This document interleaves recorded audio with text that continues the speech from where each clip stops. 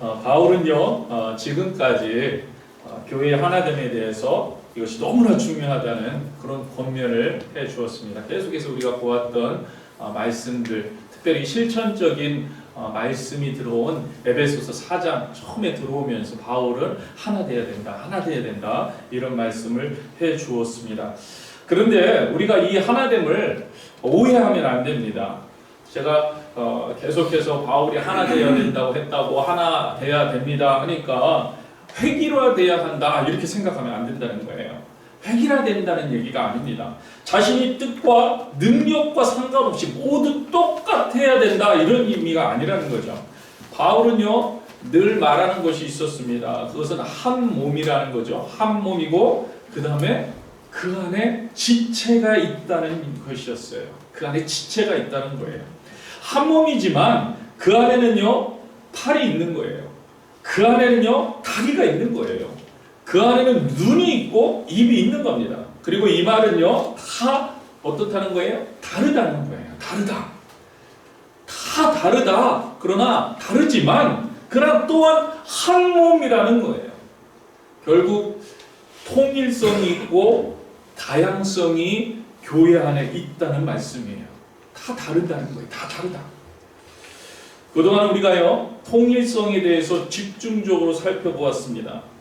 지난주에 이런 통일성이 있는 이유 7가지를 살펴보았죠. 여러분 혹시 기억나세요? 7가지? 우리가 하나일 수밖에 없는 이유. 몸이 하나이기 때문이라고 말씀드렸죠. 몸이 하나이기 때문에. 성령도 한 분이기 때문에. 성령이 주시는 소망도 한 소망. 주도 한 분, 믿음도 하나, 세례도 하나, 하나님도 한 분이기 때문에 우리에게는요 하나일 수밖에 없다는, 통일성이 그 안에 있을 수밖에 없다는 그런 말씀을 함께 나누었습니다. 여러분 그렇기 때문에 우리는 하나됨을 반드시 지켜야 합니다. 그리고 여러분 여기서 말하는 하나됨은 전체 교회를 이야기하는 거예요. 주님의 백성으로서의 하나됨을 의미합니다. 우리 디사이플 교회 한 교회만이 아니라 우주적인 교회, 정말 하나님의 백성들이 하나가 되어야 된다. 하나가 된다. 작게는 우리가 감당해야 될 우리의 교회 사명이 있고요. 또 샌드위치의 여러 교회들이 사명들이 있고요. 또 이쪽에 카운티로 보면 샌드위치 카운티, 오렌지 카운티, LA 카운티, 그리고 세 개의 교회들이 하나가 되어서 하나님의 몸을, 예수님의 몸을 일구어 나아가야 돼. 이 하나됨. 그러므로 우리는요 하나됨을 위해서 최우선적으로 노력을 기울여야 합니다. 이 사실을 여러분들 마음속에 기억하시고 또 명심하시기 바라요. 그래서 바울은요 3가지를 꼭 명심하고 지키라고 말씀해 주었습니다. 여러분 혹시 기억나는지 모르겠지만 그 3가지는 겸손해야 된다는 거였어요. 그죠? 여러분 겸손을 위해서 노력해야 돼요. 온유해야 된다고 했어요. 오래 참는 거랬어요. 여러분 겸손요 어렵습니다. 여러분 겸손 어려운 거예요. 하나님께서 말씀하신 겸손은요 자신을 낮추어서 남을 높이는 것을 말합니다. 우리는 혹시 이런 생각합니다. 겸손이라는 것은 이제 얌전한 사람, 여러분 그런 거 얘기하는 거 아니에요. 사람들 앞에서 고개를 잘 숙이고 인사 열심히 잘하는 사람, 여러분 그런 소극적인 의미의 겸손을 성경에서 말하고 있는 것이 아닙니다. 자신의 있는 힘을 다해서, 여러분들 안에 있는 온 힘을 다해서 상대편을 높여주는 거예요. 여러분 그렇게 하고 계십니까? 여러분들 안에 있는 모든 힘을 다해서 상대편을 높여주는 거예요. 상대편을 존중해 주는 거예요. 상대편을 세워주는 거예요. 상대편을 인정해 주는 거예요. 그게 겸손이에요. 여러분 그렇기 때문에 제가 말씀드렸지만 그런 면에서 온유하고 같은 맥락이라는 거예요. 겸손이 온유하고 같은 맥락. 온유라는 게 뭐예요? 내재되어 있는 자신의 힘을 조절할 수 있는 힘이 온유입니다. 온유가 그냥 이렇게 부드럽고 착하고 그런 게 온유가 아니라 내재되어 있는 정말 힘, 능력, 여러분들의 실력, 여러분의 권세, 여러분들의 물질, 그 모든 여러분들이 가장 사용할 수 있는 그 파워들을 조절할 수 있는, 조절해서 하나님의 영광을 위해서 나타낼 수 있는 부드러운, 그게 온유랍니다.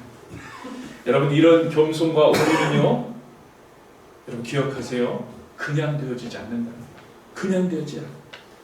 이런 성품들은요, 배워야 합니다. 배워야 가능하다는 거예요. 예수님이 이런 말씀하십니다. 마태복음 11장 29절 같이 읽겠습니다. 나는 마음이 온유하고 겸손하니 나의 멍에를 메고 내게 배우라. 그리하면 너희 마음이 쉼을 얻으리니. 아멘. 예수님 분명히 얘기하세요. 배우라는 거예요. 배우라. 내게 배우라. 예수님으로부터 배우라고 말씀하십니다. 사실 온유하고 겸손은요, 예수님의 마음이고 예수님의 성품이에요. 그래서 예수님을 보면서 배워야 진정한 온유와 겸손을 따라갈 수 있다. 세상에서 말하는 온유와 겸손과는 다른 거예요. 예수님은 높고 높은 하늘에서 낮고 낮은 이 땅으로 오셨잖아요. 한없이 낮아지셨습니다. 하나님의 모습에서 사람의 모습으로 낮아지셨다.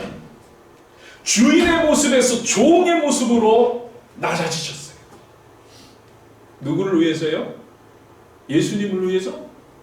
낮아지신 이유가 뭐예요? 남을 위해서. 본인이 아니라 남을 위해서 오셨잖아요.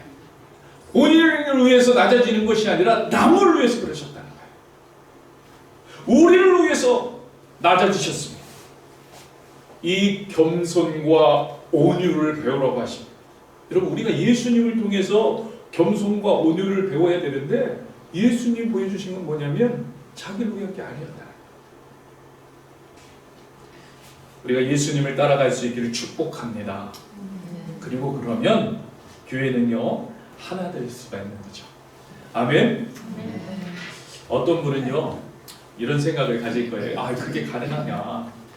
어떻게 예수님을, 예수님의 성품을 배워서 따라갈 수 있겠느냐? 이런 의문을 가지는 그런 분들도 있을 겁니다. 여러분, 맞습니다. 우리는 불가능합니다. 우리가 어떻게 예수님의 성품을 따라서 할 수 있겠어요? 그러나 예수님과 동행하면 되는 거예요. 그래서 예수님 따라가면 되는 거예요.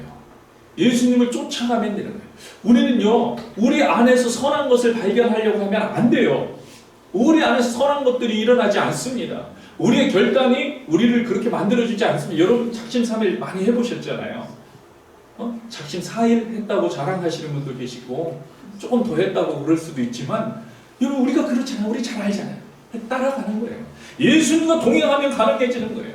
물론 정도의 차이가 있고, 또 아직 우리는 항상 제가 말씀드린 것처럼 우리는 스스로 공사 중이기 때문에 부족한 것이 많이 있지만, 예수님을 의지하고 동행하고 쫓아가면 예수님께서 힘주시고 예수님 성품을 닮아갈 수 있도록 인도해 주시고, 아니 그분이 성품대로 살려고 쫓아가다 보니까 그게 훈련이 되어지는 거예요. 훈련이 되죠.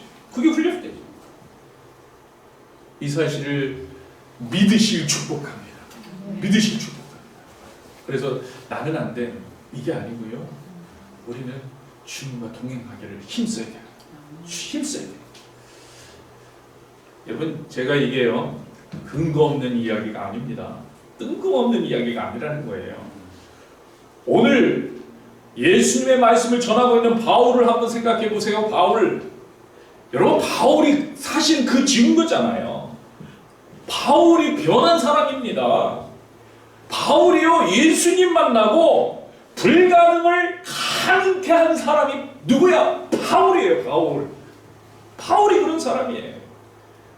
여러분, 바울은요, 지금 보는 우리 바울은 겸손의 증인 아닙니까? 겸손의 증인. 여러분, 초대교회를 향한 바울의 편지를 보면요, 늘 겸손을 말합니다. 그러니 여러분 생각해 보세요. 바울이 원래 그런 겸손한 사람이 아니잖아요. 원래 그런 사람이 아닙니다. 바울이 바뀐 거예요. 바뀔 수 있다는 증거가 바로 바울 그 자체라는 거예요.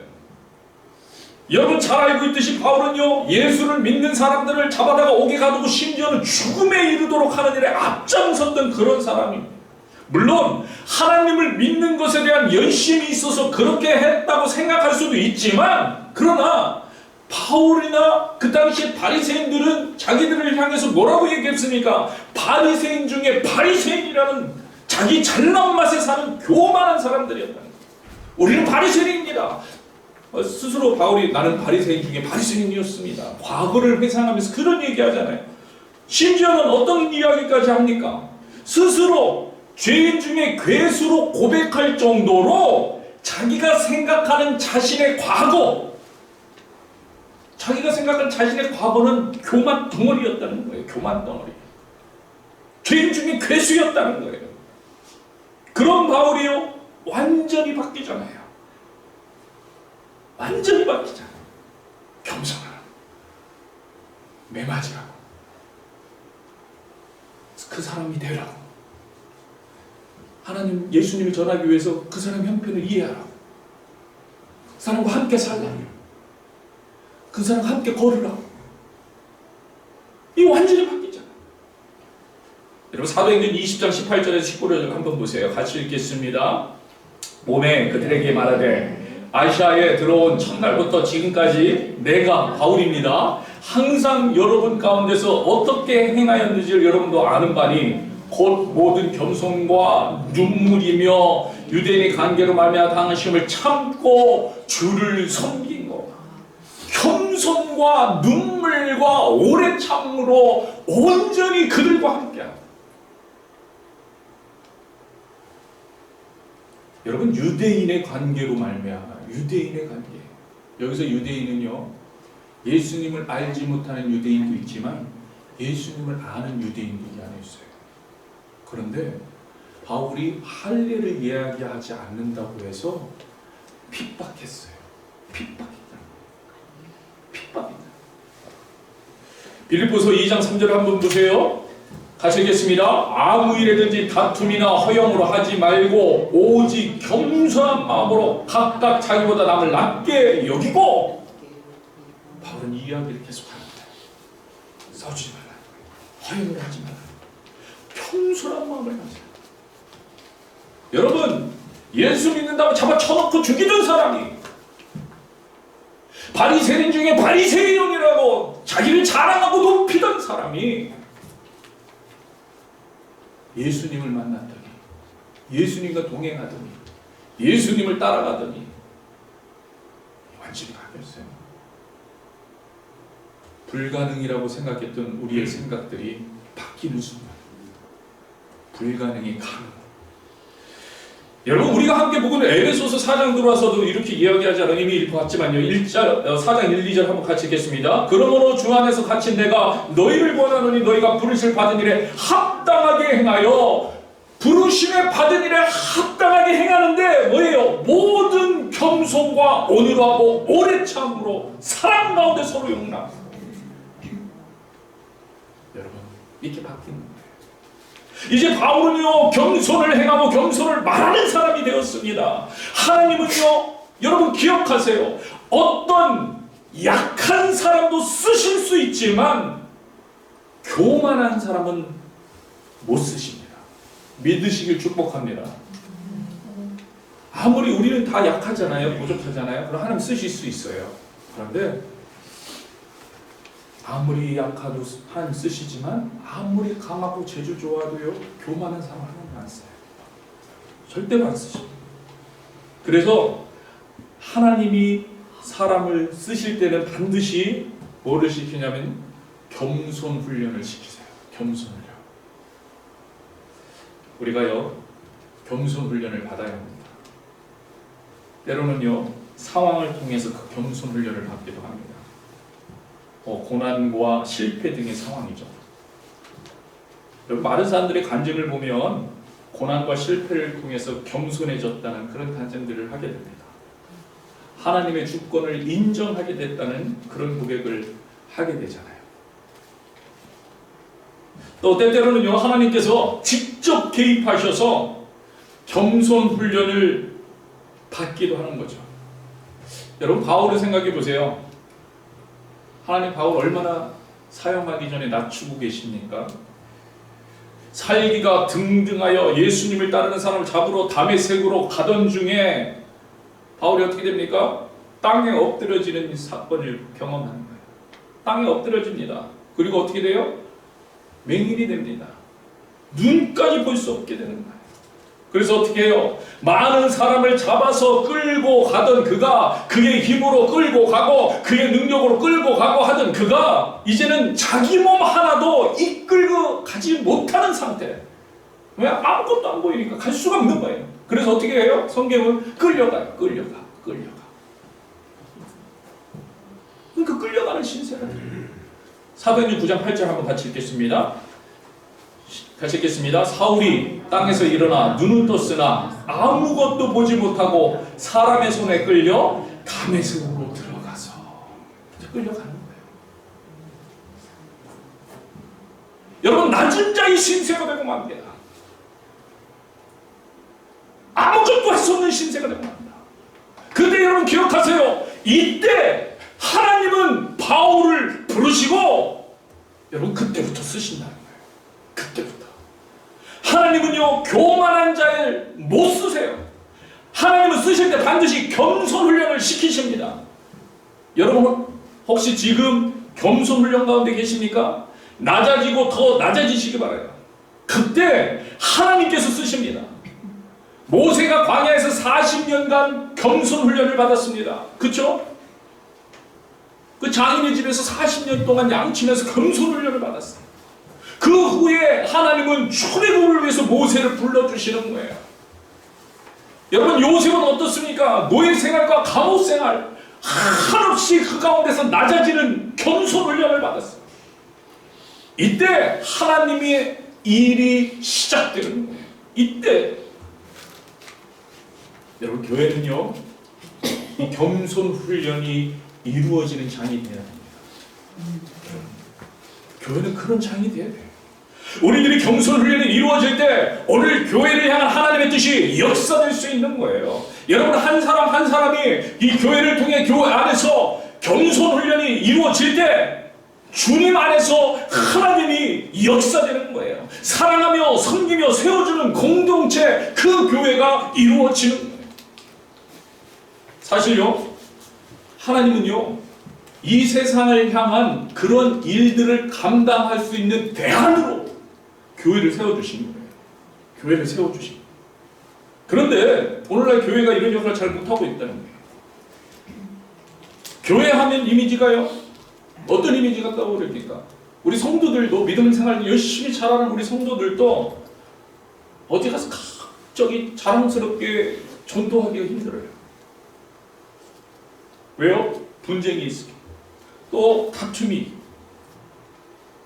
사람들이 그런 이미지를 생각하고 있기 때문에 물론 다 그런 것은 아닌데 아마도 사람들의 기대가 못 미치는 일반 사람들조차의 기대에도 못 미치는 사랑과 희생, 헌신의 모습들 때문에 아마 그럴 거예요.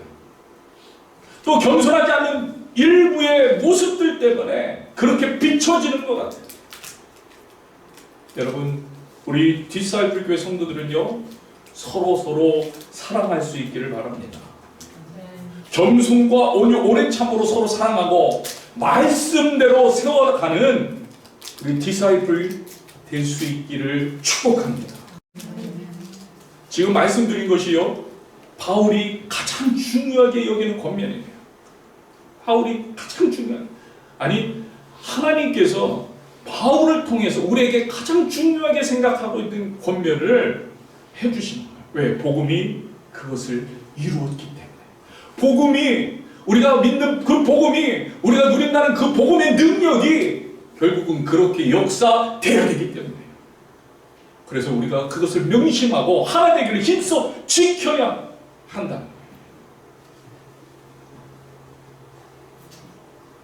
그래서 교회의 통일, 하나됨을 강조합니다.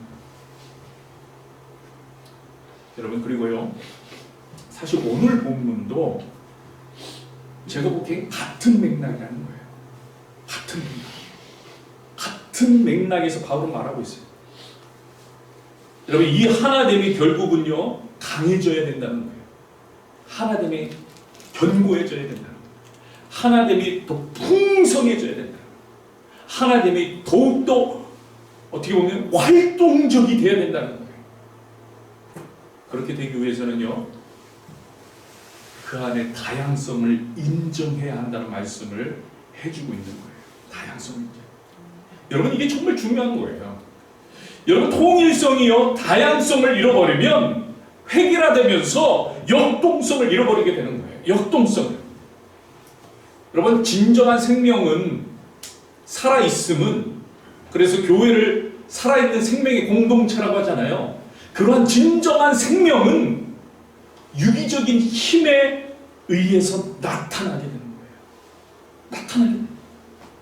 여러분 생명이 있다는 것은요 다양하다는 거잖아요. 생명이 있다는 거. 여러분 주위를 한번 이렇게 둘러보세요. 이렇게 주위를. 주위의 사람들. 여러분 똑같은 사람이 있습니까? 여러분 똑같은 사람이 있어요? 이렇게 가족들이 함께 이렇게 있으니까 닮은 건 있겠죠. 똑같지 않아요. 다 달라요. 심지어는 쌍둥이도 다르다고 그래요. 쌍둥이도 다르다. 하나님은요 우리 사람을 그렇게 창조하셨어요. 다 다르게 창조. 다르게 만들었다는 거예요. 여러분 이게 생명입니다. 이게 생명이에요. 다 다른 게. 심지어는요 각 사람에게 주신 은혜도 다르다는 거예요. 여러분 7절 말씀 보세요. 오늘 본문 7절. 우리 각 사람에게 그리스도의 선물의 분량대로 은혜를 주셨나니 각자에게 분량대로 주셨습니다. 여러분 분량대로 주셨어요. 여러분 분량대로라는 것은 측량해서 각자에게 알맞게 주어지는 것을 말하는 거예요. 알맞게요. 그리고 무엇보다 뭐라고 얘기합니까? 주셨다는 거예요. 주셨다는 거예요. 여기서 은혜는요 은사와도 동일한 의미를 가지고 있는 그런 본문이에요. 여기서 은혜라는 것은 그러니까 은사, 모든 은혜 누가 주셨어요? 하나님께서 주셨다는 거예요.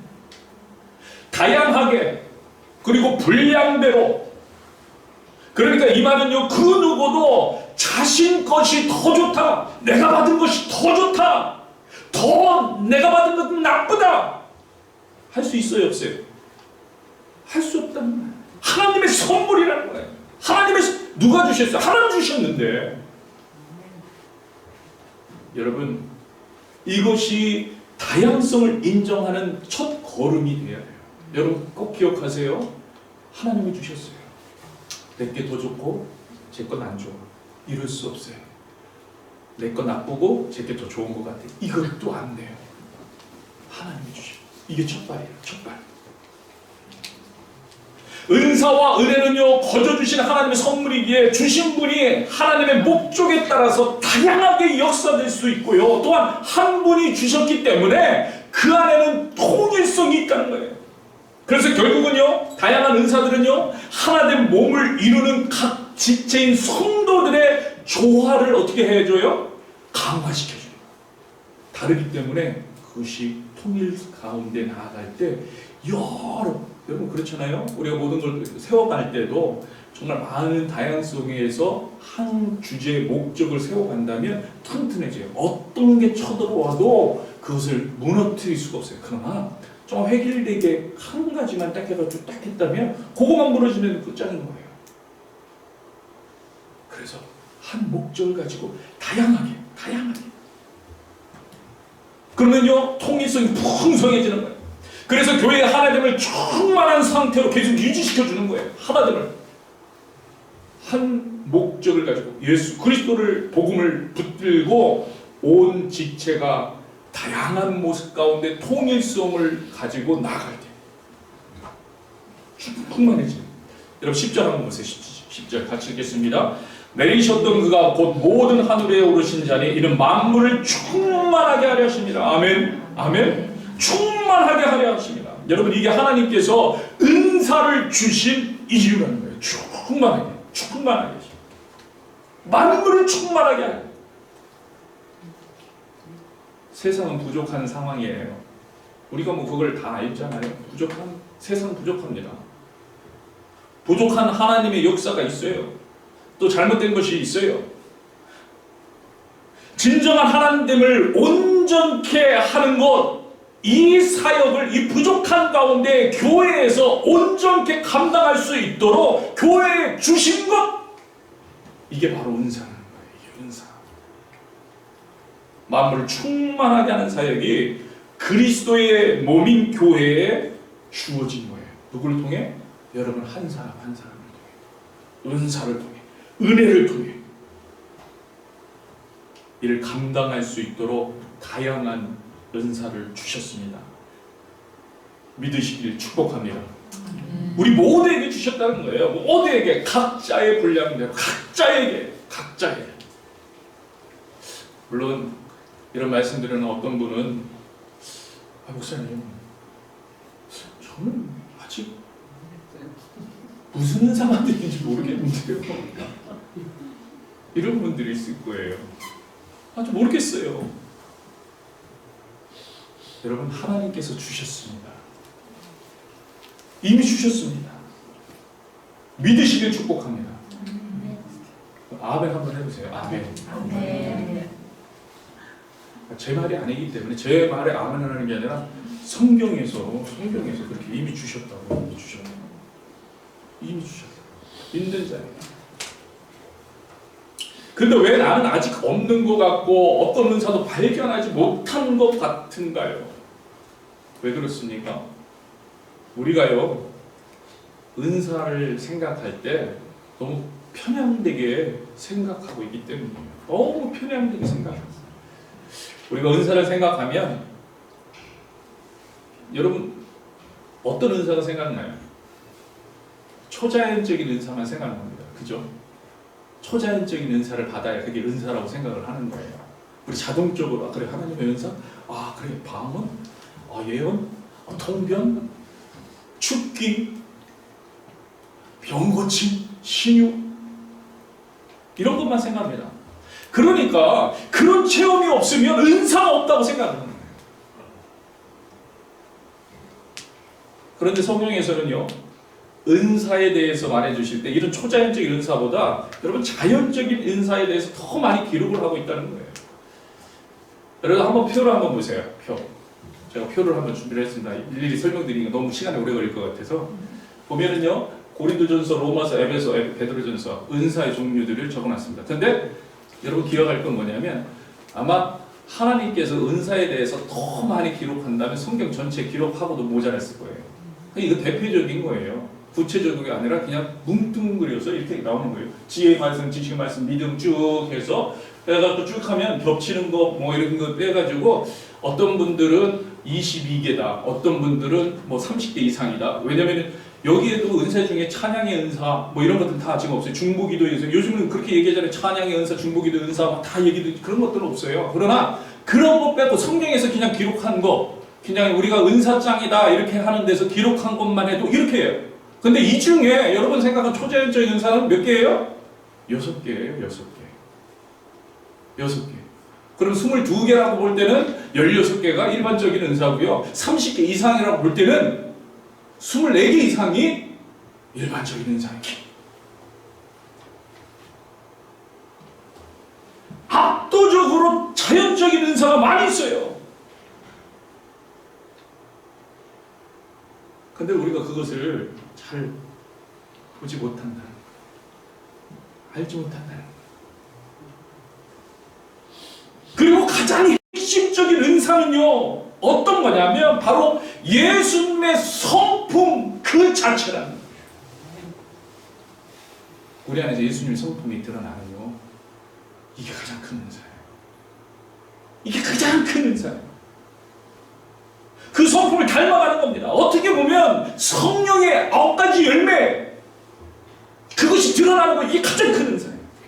은혜라는 거예요. 그러므로 여러분, 우리가 은사를 생각할 때 어떤 은사, 어떤 분량을 받았냐를 생각하는 것, 그것도 중요하겠지만 더 중요한 것은 은사를 주신 분의 뜻을 생각하는 거예요. 이미 우리는 다 은사를 받았어요. 여러분 다 받았어요. 주신 분의 뜻을 생각하는 거예요. 그리고 그분을 닮아가는 거예요. 여러분 이게 가장 중요합니다. 왜 그래요? 만물을 충만하게 하려고 은사를 주셨기 때문이라는 거예요. 만물을 충만하게. 다 병 고침의 은사만 있으면요 충만해지는 게 아니에요. 하나 있는 거예요. 다 통변의 은사만 있으면요 충만한 게 아니라 하나 있는 거예요. 여러분 우리에게는 모든 하나님 안에서 하나님께서 능력을 허락하시고 은사를 주셔서 그것이 충만해서 하나님 그 다양성으로 오직 하나님을 닮아가는. 그리고 이 일을 위해서 하나님은 우리를 부르셨다는 거예요. 우리를 부르셨다. 반드시 그 부르심에 합당하게 행할 수 있는 힘을 주시기에 부르심을 받은 성도는요 모두 은사를 받았습니다.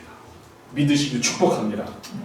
그러므로 주님께서 주시는 우리의 은사를 받았기 때문에 그것을 누릴 뿐만 아니라 다시 한번 말씀드리지만요 그 누구도 그 은사를 자랑할 수 없는 내게 아니에요.